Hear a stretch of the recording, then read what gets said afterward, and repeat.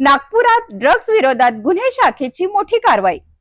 नंदनवन परिसरातील KDK T पॉइंटवर छापा टाकत पोलिसांनी एमडी अर्थात मेफेड्रोन सह एका आरोपीला अटक केली आहे। आरोपीकडून तब्बल 10.090 gram MD, mobile, TVS Jupiter आणि रोकड असा एकूण 1,78,520 रुपयाचा मुद्देमाल जप्त करण्यात आला आहे। या प्रकरणात एका महिलेचाही शोध सुरू असून नंदनवन पोलिसांनी एनडीपीएस कायद्यान्वये गुन्हा दाखल करून पुढील तपास सुरू केला आहे। नागपूर शहरात अंमली पदार्थाविरोधातील कारवाई सुरू असतानाच गुन्हे शाखा युनिट क्रमांक 4 ने नंदनवन पोलीस ठाण्याच्या हद्दीत मोठी कारवाई केली आहे। 20 ऑगस्ट 2026 रोजी रात्रीच्या सुमारास गुन्हे शाखेच्या पथकाने नंदनवन परिसरातील केडीके टी पॉइंट येथे संशयित आरोपीवर कारवाई केली।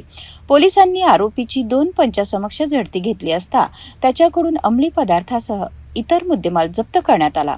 या कारवाईत 10.090 ग्रॅम एमडी अर्थात मेफेड्रोन, ज्याची अंदाजे किंमत 1 लाख रुपये असल्याची माहिती देण्यात आली आहे।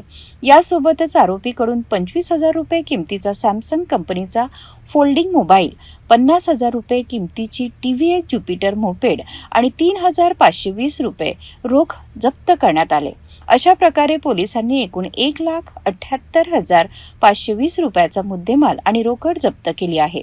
या प्रकरणात नूर मोहम्मद उर्फ मोबिन फिरोज खान वय 24 वर्षे याला अटक करण्यात आली आहे। तर या प्रकरणातील आणखीन एका महिला आरोपीचा शोध सुरू असल्याची माहिती पोलिसांनी दिली आहे। आरोपीची वैद्यकीय तपासणी करून त्याला जप्त मुद्देमालासह पुढील कारवाईसाठी नंदनवन पोलीस ठाण्याच्या ताब्यात देण्यात आले।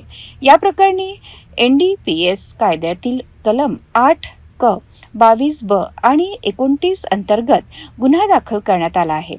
गुन्हे शाखा युनिट क्रमांक 4 आणि नंदनवन पोलीस या प्रकरणाचा पुढील तपास करीत आहेत।